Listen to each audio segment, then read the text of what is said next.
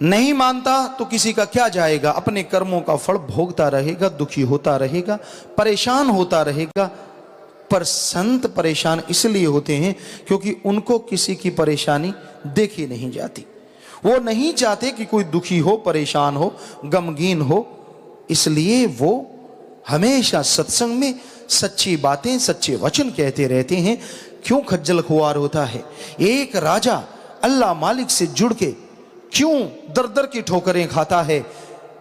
अरे जब किसी का प्रधानमंत्री या राष्ट्रपति से दोस्ती हो तो क्या बाकी के ऑफिसर सहवानों को अलग से खुश करना पड़ेगा?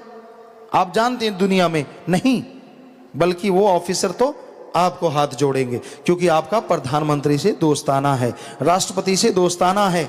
उसी तरह अगर आपका उस राष्ट्रपति प्रधानमंत्री जिसे ओम हरि अल्लाह वाहिगुरु कहते हैं, उससे अगर दोस्ताना हो गया, बाकी देवी देवता तो अपने आप आपके लिए हाथ जोड़ के खड़े रहेंगे। स्वागत है, स्वागत है, स्वागत है, फूलों की बरसात होगी।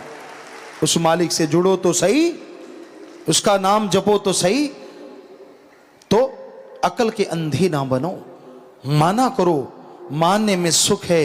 हम ये नहीं कहते कि आप हमारा वचन नहीं मानते, हमें गुस्सा लगेगा। हमें क्यों गुस्सा लगेगा? दुख होगा। कई बार आदमी, क्योंकि आम आदमियों में ये फितरत होती है कि बुजुर्ग की घर में कोई बड़ा है, वो बात कहता है, सामने से अगर कोई बात टाल दे तो वो कहता है मेरी बेइज्जती होगी। इधर कोई बेइज्जती इज्जत वाला कोई सवाल नहीं है भाई।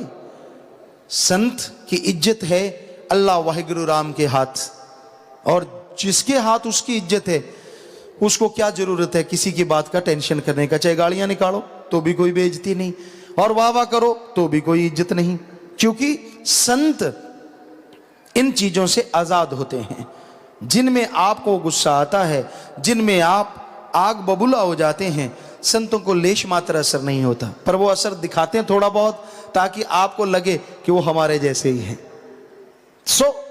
ये मालिक के ख्याल होते हैं, उसकी रजा होती है, उनकी चीजें होती हैं। ये नहीं होता कि आप हमारी बात नहीं मानते तो हमें गुस्सा आएगा या हम सोचेंगे हमारी आपने बेइज्जती कर दी। नहीं नहीं नहीं, दुख आता है कि अब आने वाले टाइम में आपकी बेइज्जती होने वाली है, आने वाले टाइम में आप दुखों का घर बनने वाले हैं, आने वाले समय में आप अपने कर्मों के बोझ तले दबने वाले हैं।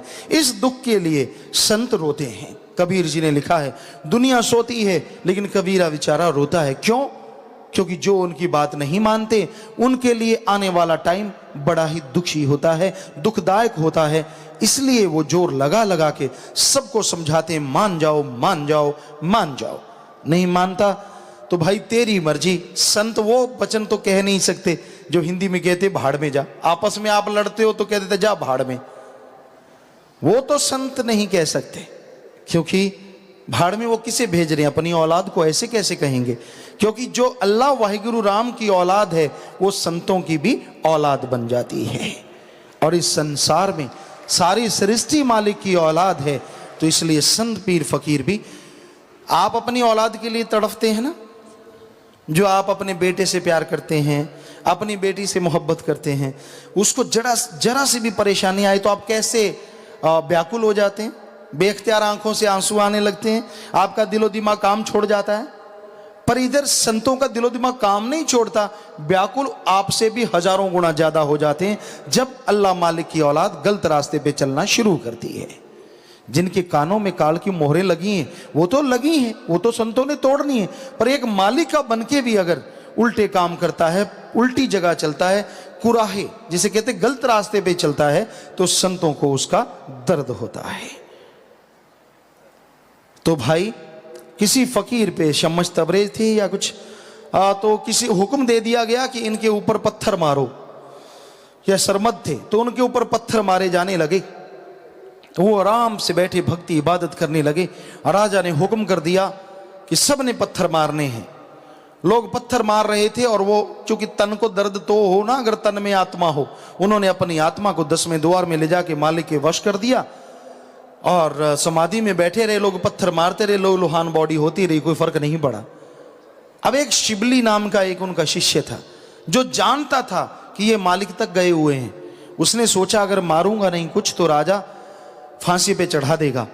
तो उसने भी एक फूल उठाया और फूल यूं करके ऐसे मारा, और जैसे फूल मारा तो वो फकीर, वो रूहानी संत कर्रा उठा, चिल्ला उठा, हाय हाय, इतना दर्द हुआ बेइंतहा। अब शिबली की आंखों से आंसू धारा बहने लगी, क्योंकि वो भी समझ गया बात तो गड़बड़ हो गई। जब सब लोग चले गए पत्थर मार मूर के, और वो आया, कहने लगा, हे पीर, हे मुर्शिदे कामिल, सबने पत्थर मारे, आप लहूलुहान होते रहे, पर आपके मुंह से उफ नहीं निकली, और मैंने तो एक फूल मारा था, मेरे टाइम में आपकी जुबान से, आपके शरीर से दर्द की लहरें उठ गई, ये क्यों हुआ? तो गुरु कहने लगे, हे शिबली, वो तो अंधे थे, कानों पे काल की मोहरें, आंखें अंधी थी, उनको पता ही नहीं था रूहानियत क्या होती है, संत क्या है, ये कौन है। लेकिन तूने तो मेरा सत्संग बहुत बार सुना था, तू तो भक्ति इबादत करने वाला है, तुझे तो दर्शदार भी अल्लाह ताला ने इस रूप में दिए हैं, तू जानते हुए भी फूल मारा, इसलिए तेरा दर्द सबसे ज्यादा हुआ, कि वो तो गुमराह हुए ही हुए हैं, ये मालिक की औलाद गुमराह क्यों हो गई। सो जो ऐसा करते हैं, संतों के वचन नहीं सुनते, अल्लाह मालिक सतगुर से प्यार करने की बजाय भौतिकतावाद में उलझे हुए हैं, दुनियावी साजो सामान के पीछे पागल हैं, या एक दूसरे के लिए जो पागल बने हुए हैं, उनका दर्द उस शिवली के फूल की तरह संतों को महसूस होता है, क्योंकि उनको आने वाला जीवन कष्ट में भोगना होता है। फिर भी आके पीटेंगे, फिर भी रोएंगे कि हाय मैं मर गया, सिर धुनेंगे, मैं लुट गया। तो पहले क्यों नहीं मानता, पहले वचनों पे अमल क्यों नहीं करता? तो संत इसलिए वचन मनवाना चाहते हैं, ना कि अपनी मान बढ़ाई के लिए, ताकि हर किसी को सुख मिले, हर किसी को शांति मिले, आने वाले जीवन की बाधाएं दूर हो जाएं, और वो दया में रहमत के काबिल बन जाए। इसलिए संत पीर फकीर वचन करते हैं, और उनका कोई मकसद नहीं होता जी। तो यही समय आया है हाथ सुहाना, तू लाभ उठाना है जन्म दुर्लभ मिला। तो दाता रहबर फरमाते हैं भजन में, समय सुहावना आया है, बड़ा ही जैसे प्यारा मौसम हो जाता है। गर्मी के मौसम में कहीं बरसात के फुहार पड़ रही हो और तेज हवा चल रही हो, ऐसा मौसम बन जाता है कि उसमें बड़ा ही आनंद आता है। कुदरत प्रेमियों को, कईयों को आनंद क्या खाक आएगा, जो सारा दिन पागल, टेंशन, परेशानी, मार काट, ले तेरे की दे तेरे की, उनके लिए मौसम गर्मी का है चाहे ठंडा है, क्या लेना देना है। लेकिन जो कुदरत प्रेमी होते हैं, खास करके मालिक की भक्ति करने वाले, वो कुदरत प्रेमी भी होते हैं, उनको कुदरत की छोटी सी चीज में भी आनंद आने लगता है। एक फूल खिला है, खिल रहा है, उसमें भी वो बेइंतहा आनंद ले जाते हैं, और कईयों के गलों में इतनी माला डाल देते हैं, उनको उसका भी बोझ लगने लगता है। फितरत है, अपनी अपनी आदत है। सो कुदरत प्रेमियों को उस मौसम में जो आनंद आता है, हमने देखा सतगुरु ने ऐसा बनाया हमें, उस रहमत की उसने, वरना हम तो खाक हैं। तो राजस्थान में जन्म दिया, रेगिस्तान एरिया था, बरसात आती, और जब बरसात आती तो जमीन से सौंधी सौंधी खुशबू आती, उस बालू रेत से ऐसी खुशबू, दिल करता चले जाते हम खेतों में, और किसी ऊंचे टीले पे बैठ जाते, आंखें बंद करके, बरसात गिरती रहती, एक ऐसी महक आती, यूं लगता मेरा अल्लाह ताला तो जो नजर आ रहा था अब वो खुशबूदार हो गया है, उसके रोम रोम से खुशबू की फुहार छूट रही है, ये धरती उसी के तो रोम है। बड़ी खुशबू आती, बड़ा आनंद आता, क्योंकि खाद स्प्रे उस टाइम में नहीं हुआ करती थी। एक नेचुरली एक ऐसी भीनी भीनी सौंधी सौंधी खुशबू आती।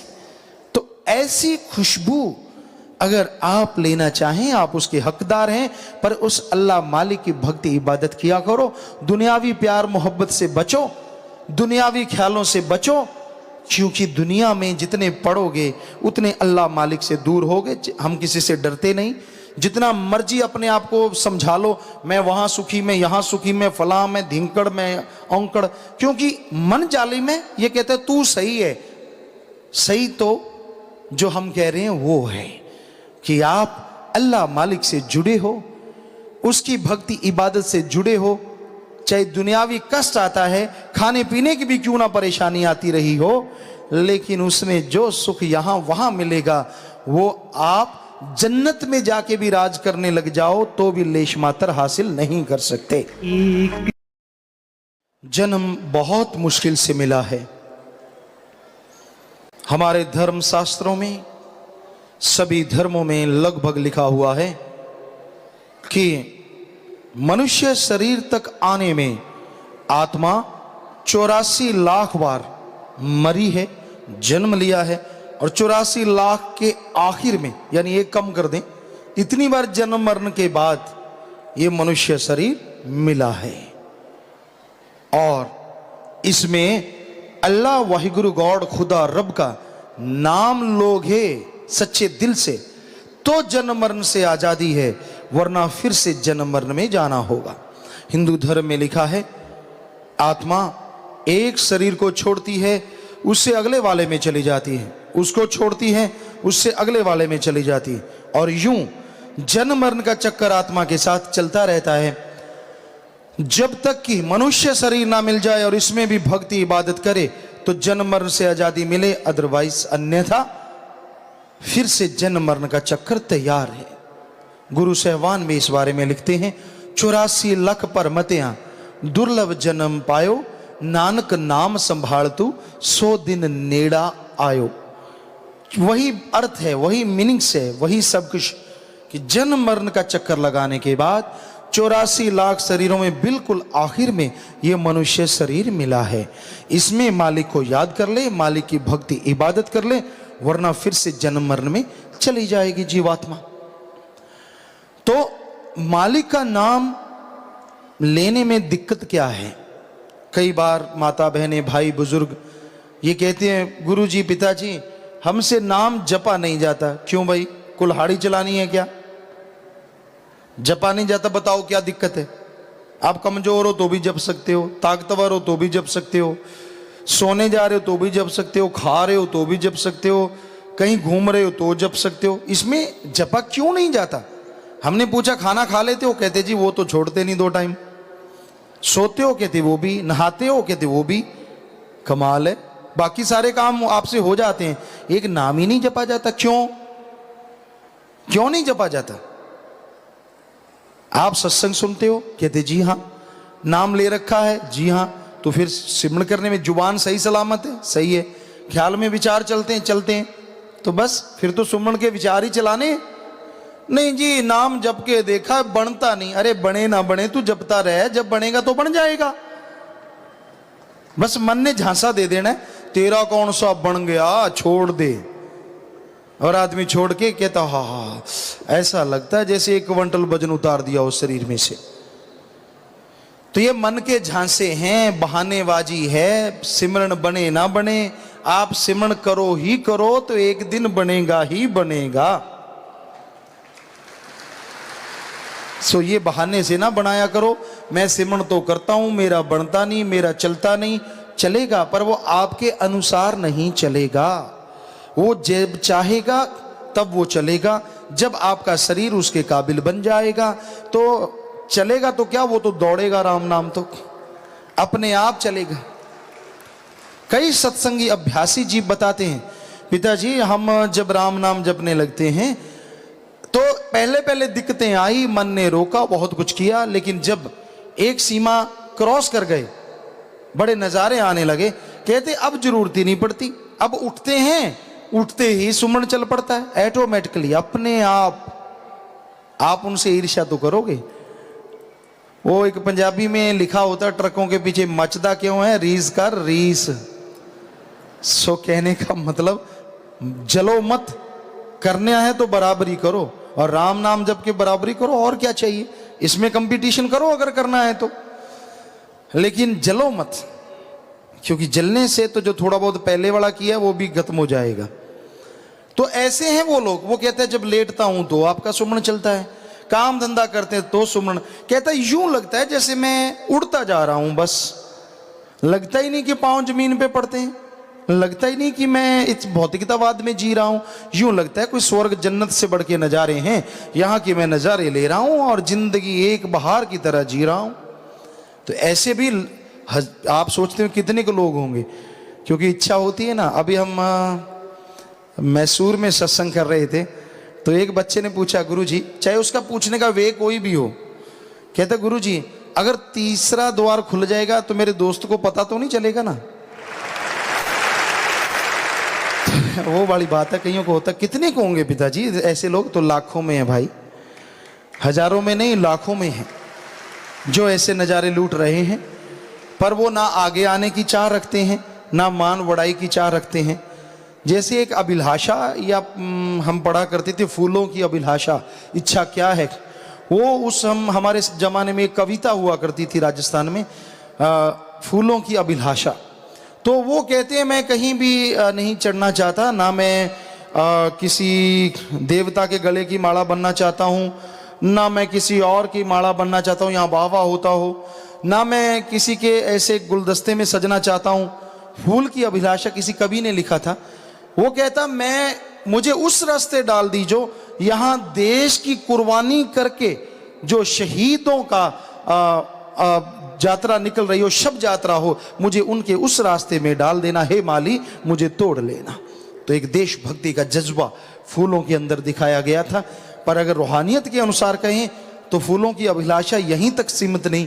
वो कहते हैं मुझे उस राह पे जरूर डालना जो इस घोर कलयुग में भक्ति इबादत करके मालिक से ओढ़ निभा के चले जाते हैं। वो फूल डालने की जरूरत नहीं पड़ती, देवी देवता भी फूलों की उन पे बरसात करते हैं। उस जीवात्मा का दोनों जहां में जय जयकार होता है। तो इसलिए हम आपसे कहते हैं कि वो जन्म मुश्किल से मिला है, 84 लाख आवागमन का चक्कर लगा के, इसे यूं ही बर्बाद मत कीजिए सिर्फ बातें कर करके, या भौतिकतावाद में उलझ के, या आपसी प्यार मोहब्बत में खो के कहीं जीवन बर्बाद ना कर लेना। बड़ा ही बेशकीमती जिंदगी मिली है, इसमें मालिक को याद किया करो, उसकी भक्ति इबादत किया करो, तो उसका रहमो करम आप पे जरूर बरसेगा जी। है यह प्रभु मिलने की वारी जी, तूने कभी ना बात विचारी जी, जन्म मरण का चक्कर मुकाना तू लाभ उठाना। इस बारे में लिखा है, मनुष्य जन्म दुर्लभ है और मालिक के मिलने का समय है। जो काम हम करते हैं वो सब शरीर के साथ संबंध रखते हैं। इनमें से हमारी आत्मा के काम आने वाला कोई भी नहीं। इसके काम आने वाली चीज़ केवल साथ संगत है जिससे नाम की प्राप्ति होती है। इसलिए मनुष्य जन्म को मालिक की भक्ति में लगाकर इससे लाभ उठाओ। है यह प्रभु मिलने की वारी जी, तूने कभी ना बात विचारी जी, जन्म मरण का चक्कर मुकाना। मालिक को पाने का अवसर मिला है। अरे ऐसा अवसर जिसके लिए देवी देवता सुमरण करते हैं, हे प्रभु हमें भी ये अवसर दे, हे मालिक हमें भी मनुष्य जन्म दे, ताकि हम तेरी भक्ति इबादत करें, तेरे दर्श दीदार करें। सबसे पहले आपको थोड़ा सा ये बता दें, या हम भगवान या अल्लाह या वाहिगुरु या गॉड या खुदा या रब किसको बोल रहे हैं, किसे कह रहे हैं? वो सुप्रीम पावर, वो प्रकाश का स्तंभ, वो लाइट, वो रोशनी जिससे ब्रह्मा विष्णु महेश बने, जिसने सारी इस सृष्टि को बनाया। इस्लाम धर्म के अनुसार अल्लाह का नूर जलाल, वो अल्लाह ताला का रहमो करम जिससे सारी खलकत को नवाजा गया। सिख धर्म की बात करें तो अव्वल अल्लाह नूर उपाया, सबसे पहले अल्लाह ने, वाहिगुरु राम ने अपने आप को एक नूर के रूप में पैदा किया। तो उस नूर को, उस आवाज को यहां अल्लाह वाहिगुरु गॉड कहा जा रहा है। तो भाई उसको पाने के लिए मनुष्य शरीर मिला है, लेकिन आपको फुर्सत नहीं है काम धंधों से, आपको फुर्सत नहीं है झूठी बातचीत से। अरे उससे बात करके तो देखो, उससे लिब लगा के तो देखो, सारे नज़ारे फीके पड़ जाएंगे उस नज़ारे के सामने। हम आपको गारंटी दे सकते हैं, दुनिया में आपको कुछ भी पसंद है, स्वाद दो तरह का होता है, जीभा का या इंद्रियों के भोग विलास का। कोई भी आपको स्वाद पसंद है जिसके लिए आप पागल हैं, कोई मीठा तो कोई नमकीन, लेकिन वो स्वाद क्षणिक होता है, 10 मिनट 5 मिनट। मान लीजिए आप कोई हलवा खा रहे हैं, मुंह में चबाते रहते हैं, जब तक जीभा के संपर्क में रहेगा, ये थर्मामीटर है स्वाद का, तो तब तक स्वाद आता रहेगा, तब तक टेस्ट लगता रहेगा। लेकिन जैसे जीभा से अंदर निकलिया 10-12 मिनट के बाद मुंह बकबका, तो कोई भी स्वाद है इंद्रियों के भोग विलास का, चाहे जीवा का स्वाद, दुनिया में आपको सबसे ज्यादा पसंद है। हम आपको गारंटी देते हैं, अगर अल्लाह वाहिगुरु राम नाम के अंदर वाले स्वाद से आप एक बार जुड़ जाएं, इससे करोड़ों अरबों गुना बढ़ के वो स्वाद है, और वो परमानेंटली है, क्षणिक नहीं है, दोनों जहां तक वो स्वाद बना रहेगा।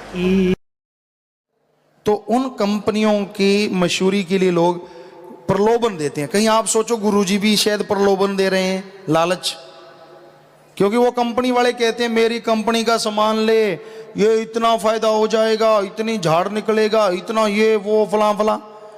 हो सकता है वो झूठ बोलते हो, हम पर आप 100% सच बोल रहे हैं, कोई यहां प्रलोभन नहीं दे रहे, हकीकत बता रहे हैं। हकीकत कि अगर उसका परमानंद लेना है, उसकी लज्जत लेनी है, आनंद लेना है, सेवा सुमन की तरफ ध्यान दीजिए, आप कर्तव्य निर्वाह कीजिए, लेकिन दुनिया में खो मत। खोना है तो मालिक का हो जाओ। अरे जब उसके हो जाओगे वो आपका हो जाएगा, वो हो जाएगा जिसकी सारी दुनिया है, तो समझो दोनों जहां आपके हो जाएंगे, पीछे क्या रह जाएगा। तो संत बताते हैं खोपड़े में घुसता है या नहीं घुसता, ये दूसरी बात है। मालिक ने सबको दिया है, अंदर भेजा, दिमाग दिया है, अंदर चूहा नहीं दिया किसी के। लेकिन कौन कितना इस्तेमाल में लाता है ये अलग बात है। कोई तो एक दूसरे की लेग पुलिंग, टांग खिंचाई के लिए काम में लेता है। कौन सा वाला उखड़ा, कौन से वाले को ऐसा हुआ, कौन कैसा है, कौन गिरेगा, किसका घर बर्बाद कर दूं, किसके आग लगा दूं। कईयों की तो निगाही चंदरी इस तरह से घूमती रहती है, उनका और कोई काम नहीं होता, कोई मकसद नहीं होता। और कई होते नहीं यार, कोई मिल जाए तड़फता हुआ, अरे अल्लाह की औलाद है यार, उसकी सेवा करेंगे, सेवा करेंगे तो मेरा मौला खुश होगा। बस यही जिंदगी का उद्देश्य। जिनका बन जाता है उनका दोनों जहां में नाम स्वर्णिम अक्षरों में लिख दिया जाता है, यानी बेशुमार आनंद से वो जीवन भोगते हैं और आगे मालिक की गोद में समा जाते हैं। तो जीवन जीना है तो इस तरह से जियो। तो भाई जिया जा सकता है, मन से लड़ा जा सकता है, इसमें कोई शक नहीं। तो आगे आया जी, ऐसी अक्ल मिले ना खुद मुख्तियारी, तेरे बिना है गुलाम जूनी सारी, जैसा चाहे सो कर्म कमाना। इस बारे में लिखा बताया है, दुनिया के अंदर इस मनुष्य की कायम की हुई पातशाही है। चारे खान 84 के अंदर मनुष्य की वड्याई है। खुद मुख्तियार बनाकर इसको अकल तमीज सिखाई है। उस मालिक का नाम ना सिमरे जो के सदा सहाई है। तो बीच में कुछ सवाल आ गए हैं, जैसा मालिक ख्याल देंगे जवाब दे देते हैं जी। अगर किसी इंसान को सपने में कोई वचन होता है तो क्या वो पूरा होता है, जबकि इसके काबिल ना हो जनकराज इंसान? अगर दर्श दीदार मालिक दे सदगुरु के रूप में पूर्ण दर्श दीदार होते हो और अच्छाई के लिए वचन हो, वो पूरा होता है, कुछ समय लगता है। अगर आपने दर्शन करके कोई बुरा देख लिया है तो हो सकता है आपका बहुत भयानक कर्म बस वो बुरा दिखा के ही सतगुरु ने काट दिया है, टेंशन नहीं लेना चाहिए।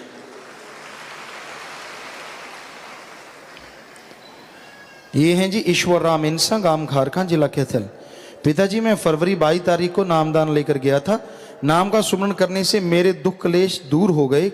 पिताजी बहुत पावर है सुमरण में, मुझे कुछ नहीं चाहिए, सिर्फ आपका आशीर्वाद चाहिए। जी आशीर्वाद बेटा। देखिए हम जो बोलते हैं उसके हाथों हाथ गवाह भी आ जाते हैं।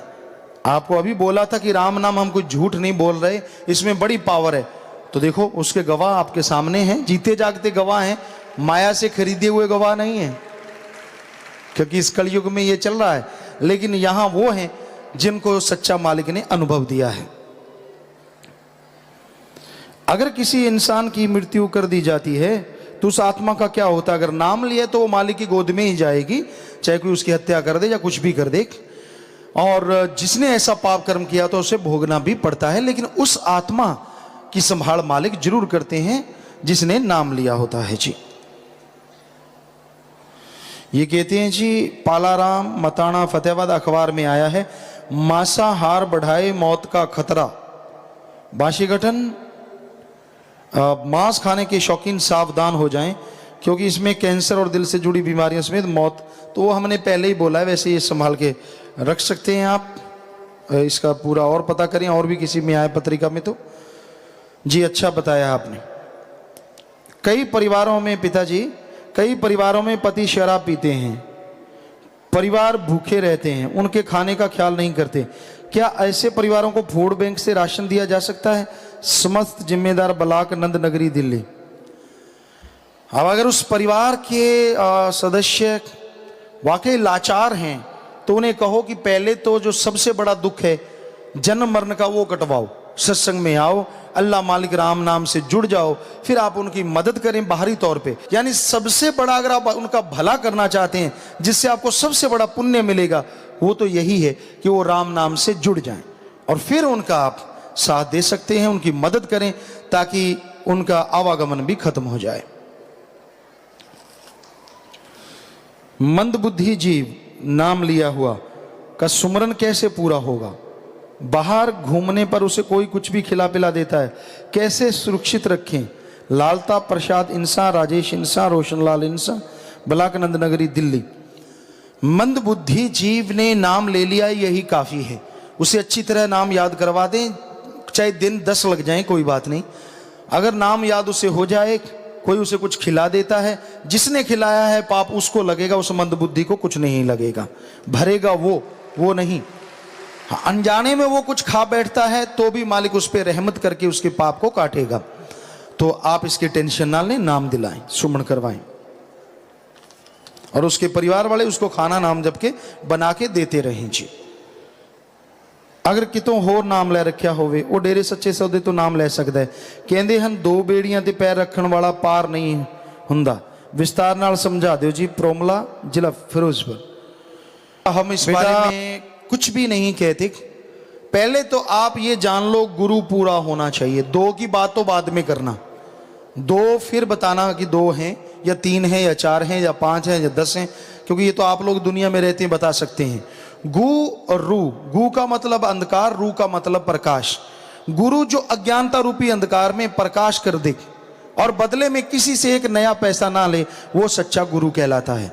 गुरु मांगता नहीं है, गुरु किसी को बद्दुआ नहीं देता। ठीक है, किसी के बुरे कर्म आने वाले हैं, वो गुरु बोल देता है अगर ऐसा नहीं करेगा तो ऐसे भोगेगा। वो बद्दुआ नहीं होती, वो उसके आने वाले कर्म है कि ऐसा कर ले तो बच जाएगा, नहीं करेगा तो भुगतेगा।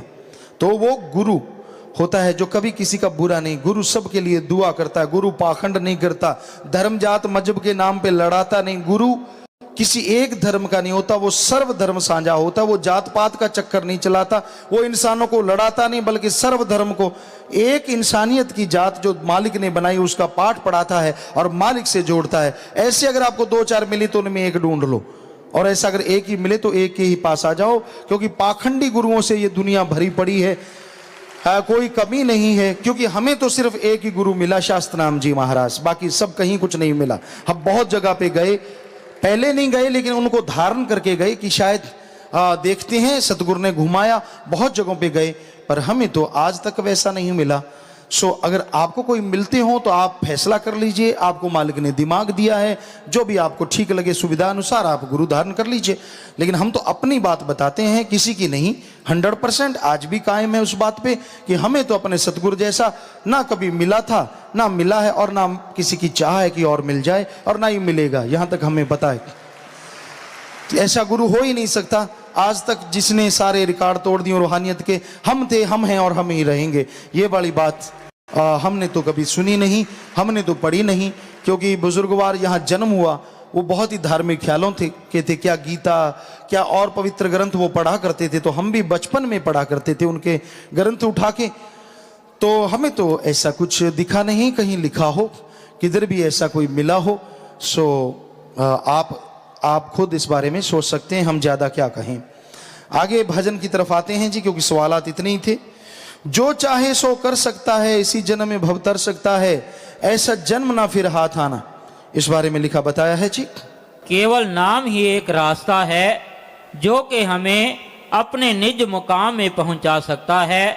ये एक ऐसा जहाज है जो कि भवसागर से पार जीव को मालिक की गोद में पहुंचाने का जरिया है।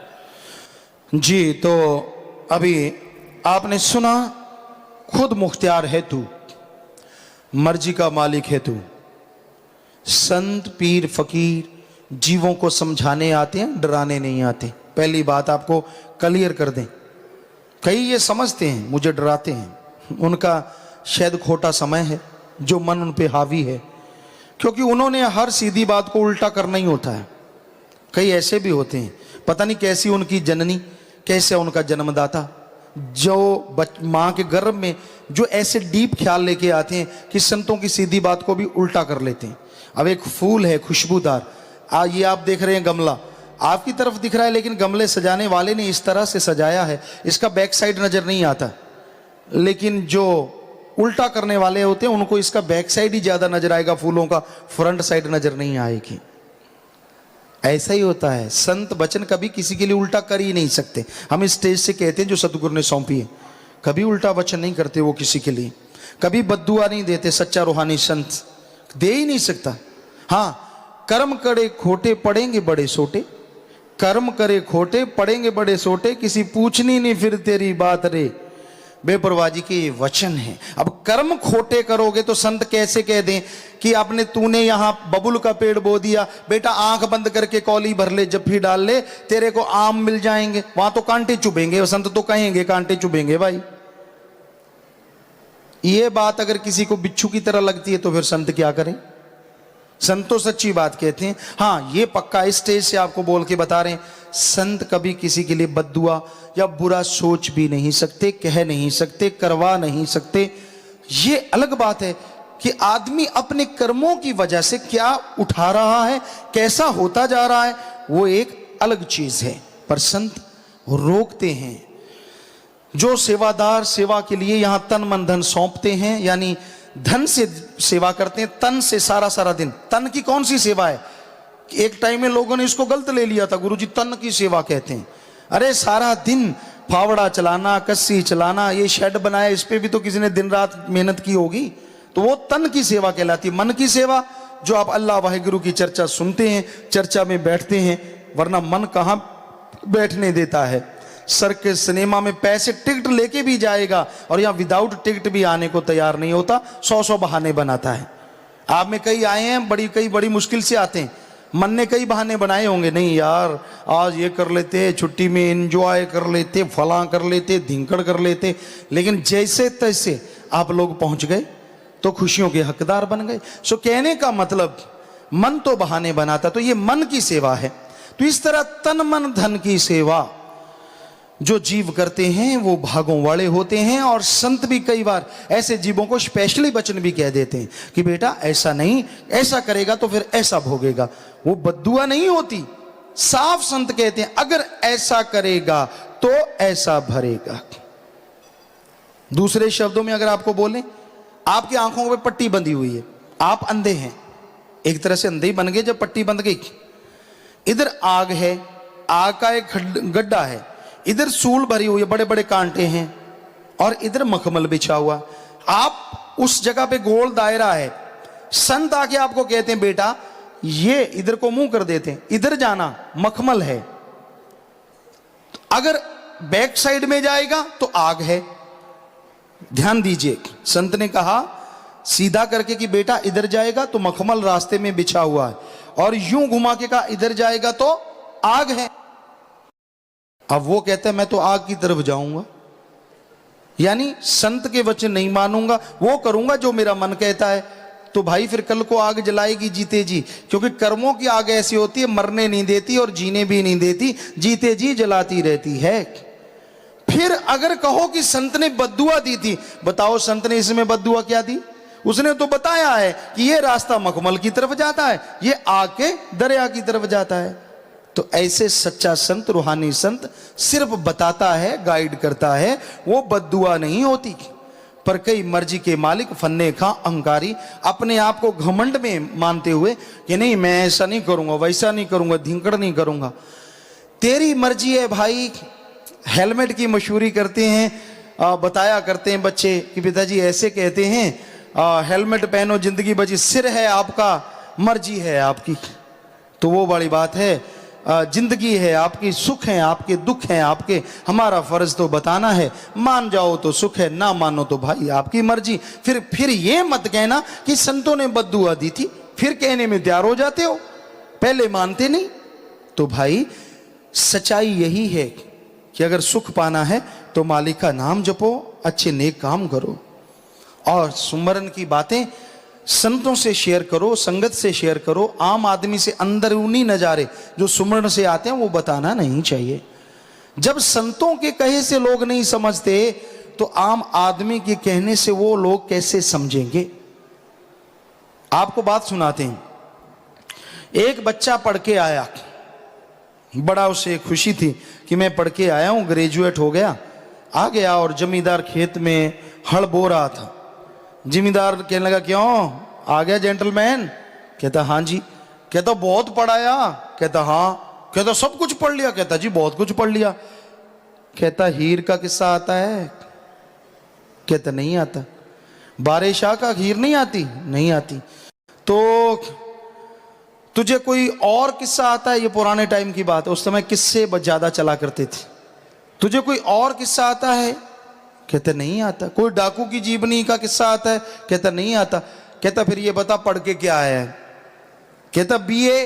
कहता 2 अक्षर पढ़ा, वो भी उल्टे, ए बी होता है, बीए नहीं होता। बेचारा इतना का मुंह लेके रह गया। करके तो बीए आया था, पर मूड के हाथ लग गया सामने।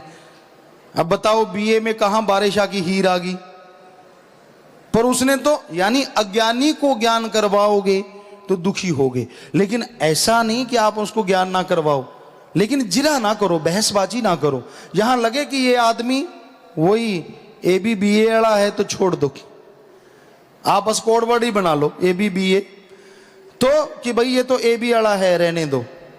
तो समझ जाता है आदमी, अपने मन को समझाओ कि इसको नहीं समझाना। तो संतों की निगाह में भी ए बी वाले हैं। आप तो आदमी हो, लेकिन वो बीए हो सकते हैं, आप वाले हो ना हो, पर संतों की निगाह में जो ए बी, यानी जो वचन नहीं मानने वाले, वो जब भी मानने लग जाएंगे तभी बीए हो जाएंगे। ये सच। पर निगाह में है ऐसे जो नहीं मानते, जिन्होंने उल्टा करना ही होता है कि नहीं मैं तो ऐसे ही करूंगा, मैं तो वैसे ही करूंगा। तो भाई उनको भी गुजारिश, क्योंकि उनको अभी पता चल गया होगा अंदर, मैनू क्या और तेरे प्यो नू क्या, तेनू ही कह रहे हैं, 10 की करेगा। हम तो समझाने के लिए ड्यूटी लगाई है, तो बोल लेंगे, हमारा तो काम है। हम बोलना बंद कैसे हो जाएं? बहुत जोर लगाया लोगों ने, बोलना बंद कर दो गुरुजी का। हम तो बंद नहीं हुए, क्योंकि सतगुरु ने नहीं कहा बंद हो जा। बीमारी तो यही है, क्योंकि सतगुरु ने वचन किया कि बोलना है। और आपको लगता होगा ऐसे लोगों को क्या कष्ट है आपके बोलने से। ये सवाल उठता है कि गुरुजी आप किसी के विरुद्ध नहीं बोलते। जैसे यहाँ एक सज्जन खड़े हुए थे कल या परसों, हमें ख्याल में नहीं, वो कहने लगा मैं मस्ताना जी महाराज से लेके तीनों पातशाहियों के सत्संग, पता नहीं कितने 48,000, पता नहीं कितने उसने बताया, कुछ 48,000 या 49,000 के करीब कहता मैंने मजलिसें सुनी है सुबह शाम। मैं हल्फिया बयान या जो मेरे से मर्जी पर नोट भरा लें, मैं सिर कटवाने की शर्त रखता हूं। तीनों पातशाहियों में किसी ने भी किसी धर्म के विरुद्ध कभी एक अक्षर भी, यह वचन फरमाए हैं। क्या ये इतना आसान है? क्या ये संभव है? संभव होता है तभी संत मालिक लिखा करते हैं। आसान नहीं है, इसमें कोई शक नहीं, पर अगर वचन मानो तो मुश्किल कुछ भी नहीं, क्योंकि वचनों के ढाल से ही आदतें बदलती हैं और वचनों की ढाल से ही मन काल काबू आता है। संतों के पास कोई तावीज नहीं होता, संतों के पास कोई मैजिक नहीं होता कि घोल के पानी में डाल दें, पिला दें और ठीक हो गया, सुमन करना ही नहीं। संतों के पास वचन होते हैं, अगर उनको ढाल रूप में अपना लो तो मन तो क्या, काल महाकाल भी बाढ़ बांका नहीं कर सकता। तो वही बेपरवाह जी ने फरमाया है, गंदी आदतें। कई बड़े नजाकत से पूछते हैं, गुरुजी मुझ में क्या गंदी आदत है? तेरा दिमाग, तेरे विचार, तुझे क्या पता नहीं? शैतानी करता है मन जानबूझ के। बहुत लोग हैं बुरे कर्म करेंगे, गलत काम करेंगे, और जब मिलेंगे, सेवादार मिलती है, संगत रोज मिलती है, तो पूछेंगे अगर मुझसे कुछ हुआ है तो बताओ। क्यों भाई, ठेका ले रखा है क्या ऐसा कहने का? गुरुजी ने तो पर्दा रखने को बोला है। हाँ, तू बताए तेरे में क्या गंदी आदत है, क्या तुझे मालूम नहीं? सब बकवास, झूठ। हो ही नहीं सकता कि आदमी को अपनी आदतों का पता ना हो ही नहीं सकता। आदमी चुगली करके आए और उसे यूं लगे कि मैं वेद पुराण पढ़ के आया हूं। हो ही नहीं सकता कि आदमी किसी को गिराने की कोशिश करे और कहे कि मैं तो मकान बना के आया हूं। असंभव। तो फिर ये चतुराई है, मन की शैतानियत है, जो पीर फकीर को आके झांसा देते हैं। है तो कुछ बता दो जी। क्यों भाई, तुझे नहीं पता? संत क्यों बताते हैं? ठीक है, वो हर काम के लिए आपकी सेवा करते हैं, हर काम बताते हैं, लेकिन पर्दा उनको मंजूर है। अगर तुझे पर्दे में खुशी है तो उनको क्या लेना देना है? हाँ, अगर तू हल्का होना चाहता है तो अपने गुनाह कबूल कर, उस मालिक के दरगाह में कबूल होंगे और तुझे वो माफी मिलेगी जिससे तू खुशियों से फिर से लवरेज हो जाएगा। यहां तो इस हाथ दे, इस हाथ ले। सो कहने का मतलब, इधर आके निंदा बुराइयां अवगुण दे दे, छोड़ दे, और अल्लाह वाहिगुरु राम का नाम ले जा, जो तुझे दोनों जहां में मस्त रखे, बेगम कर दे, खुशियों से माला माल कर दे। ये तो तेरी मर्जी। अगर बंद मुट्ठी आता है तो बंद मुट्ठी चला जाता है। यानी अगर कुछ बताएगा नहीं पूछने पे भी, तो फिर कहां से मालिक रहमत डालेंगे? कोई ऐसे ही लाया ऐसे ही चला गया। ऐसे है तो सब कुछ मिल जाए, ऐसे है तो कहां से कुछ पाओगे बताओ? आपको चाहे 5 पैसे भी दें अगर बंद मुट्ठी, तो कहां से? और ऐसे है तो वो चाहे लाख रुपया भी दे तो भी ऊपर रखा जाएगा। सो कहने का मतलब, आप जैसे अपने विचार या मन के आशिक हैं, मन ने आपको शैतानियत सिखा रखी है, आप कबूल नहीं करते, मंजूर नहीं करते, देन कहां से कुछ हासिल करोगे? जितनी मर्जी दिखावे करते रहो, जो मर्जी ढकोसले करते रहो, छोड़ दो, कबूल कर लो। हिम्मत है तो मर्दानगी है, इसी का नाम मर्दानगी है। और मर्दानगी दिखाते हो, लोगों पे रोब झाड़ते हो, या किसी को दबा लेते हो गरीब को, या दिखाते हो मैं बड़ा हूं। बड़प्पन तो इसमें है, आमदान में है, जो तेरे मन ने कारनामे किए बोल के दिखा। पसीने ना छूट जाएं तो कोई कोई होता है माई का लाल जो बोल पाए, चलो और नहीं। पीर फकीर जब बात करते हैं, आप संगत में आते हैं, मिलते हैं, तब तो कम से कम ये मत कहो जी मेरे में अगर कोई कमी है तो। अब तुझे तेरे विचारों का भी मालूम है, तेरे कर्मों का भी मालूम है, क्या क्या तू कर्म करता रहता है, क्या क्या तेरे अंदर विचार हैं। फिर इसमें पूछने की बात कौन सी है? ये कोई ज्योतिषी विज्ञान थोड़ा ही, या तो रूहानियत है। अगर मान जाओ तो सब कुछ है, ना मानो तो आपकी मर्जी भाई। झोली फैला लो तो बेपरवाह रहमो करम करें, अगर झोली खाली है वो तो रहमो करम आ रहा है, और झोली अगर फैलाई नहीं तो आएगा किधर से? आप सीधे खड़े हो जाओ, देखो झोली फैलाए बिना कमीज कैसे सीधा है? कोई भी चीज आपकी यहां से छोड़ दे आएगी? नहीं आएगी। झोली फैला लो, यूं खड़े हो जाओ फैला के, कुछ भी डालो तो झोली में अटक जाएगा। सो कहने का मतलब, दीनता नम्रता से, छल कपट छोड़ के, चालाकियां छोड़ के, सीधी तरह से मान के आदमी तौबा कर ले तो यकीन मानो दोनों जहां की खुशियों से उसकी झोलियां माला माल हो जाएं, लबालब भर जाएं। दीनता नम्रता जरूरी है रूहानियत के रास्ते पे। घमंडी अहंकारी, यानी मैं नहीं मानता, मैं ये नहीं, वो नहीं, फला नहीं, धींकड़ नहीं, चालाकियां करना। तो एक पुराने टाइम में एक किसी ने बनाया होगा, गाना सुना करते, रब नाल ठगियां क्यों मारे बंदे, दिन रात पापा से गुजारे बंदे। चाहे वो लिखने वाले ने कैसे लिखा होगा मालिक जाने, लेकिन रूहानियत में पक्का फिट बैठता है। आज बड़े ठगियां मारते हैं, ये भी तो एक ठगी है, महाठगी। छल करना, कपट करना, दिखावा करना कुछ और, करना कुछ और, यानी लिफाफा कुछ और, मजमून कुछ और। ऐसा आज कलयुग में हो रहा है। तो भाई सीधी सीधी तरह रूहानियत में सीधे चलो और सीधी खुशियां ले लो, जलेबी की तरह सीधे ना बनो। यानी जितने ही छल कपट करोगे उतने ही आपके अंदर भरे रह जाएंगे, किसी का कुछ नहीं जाएगा, खुशियां आपको नहीं आएंगी।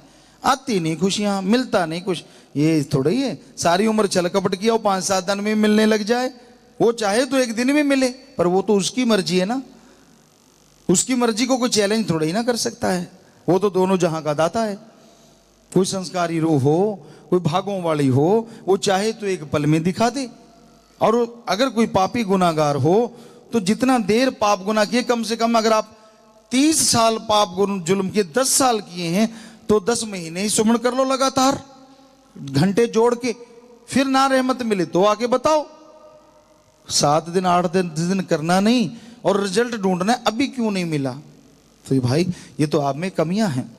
तो यही बेपरवाह जी ने फरमाया, बुरी आदतें, जो भी आपके अंदर बैड हैबिट्स हैं, बुरी आदतें हैं, उनको छोड़ दो। आप आम आदमी ये कहता है कि संत पीर फकीरों को मैं समझ लेता हूं, जबकि तुलसी जी ने कहा है, जो कोई कहे संत को चीना, तुलसी हाथ कान को देना, कि मैं तो उनकी रजा को समझ नहीं सकता। पर आज बहुत बड़े महानुभव हैं। अब हम बात कर रहे हैं, बातचीत चल रही, संगत मिलती है, किसी को ऊंचे स्वर में बोल दिया, वो कहता मुझे देख के बोला, मैं पसंद नहीं। क्यों भाई, तेरे पसंद में क्या लाइट लगी थी जो आज तूने उतार दी? कौन सी तूने पहले ऐसी कुछ बुराक पहन रखा था जो आज उतर गया, संतों को पसंद नहीं आया? अरे वो तो जिसके कर्म, जिससे बात हो रही है उससे चर्चा है। आपको क्यों लूज मोशन लग रहे हैं? कमी आप में होगी इसलिए ना, अदरवाइज क्यों? संत कभी भी किसी का अकाज नहीं करते, और ये सच है। उस अल्लाह वाहिगुरु सतगुरु मालिक का ऐसा रहमो करम होता है, संत कभी किसी के लिए बद्दुआ सोच ही नहीं सकते, किसी का बुरा करना तो दूर की बात है। संतों का तो काम भला है, करना है, भला सोचना है, भला मांगना है। उससे आपकी क्या पर्सनल दुश्मनी है भाई, जो आपको वो ऐसा करेंगे? हाँ, कर्म करो, खोटे पड़ेंगे बड़े छोटे, तो बिना वजह ही पढ़ते रहते कईयों के। उनको यूं ही लगता है, मेरे से नाराज, मेरे से यूं, मेरे से वो। क्यों भाई, और कोई हमें काम नहीं क्या? बड़े हैरानी होती है। बहुत बार समझाया, लेकिन हो सकता है कभी सत्संग में खड़ा करके भी समझाने लग जाएं। शायद ऐसे नहीं तो वैसे सुधर जाएगा फिर। क्योंकि हमारा फर्ज है, आप लोग चल के आते हैं, आपकी सेवा करना। हम तो गुलामों के गुलाम हैं। आपके घर में जो नौकर है ना, वो भी आके काम करेंगे तो हम तो उसके लिए भी मालिक से दुआ करेंगे, गुलाम है उसके। तो आपको बुलाएंगे, फिर आपको डांटेंगे, फिर आपको गुस्सा दिखाएंगे, हम हमसे अकड़े हुए हैं। क्यों भाई, क्या यही काम रह गया है? कितनी त्रिलोकियां हैं, कितना बोझ है, ये तो सतगुरु जानता है, वो जाने, उसका काम जाने। पर आप कैसे आइडिया लगा सकते हैं कि मेरे से नाराज, मेरे से यूं, मेरे से वो?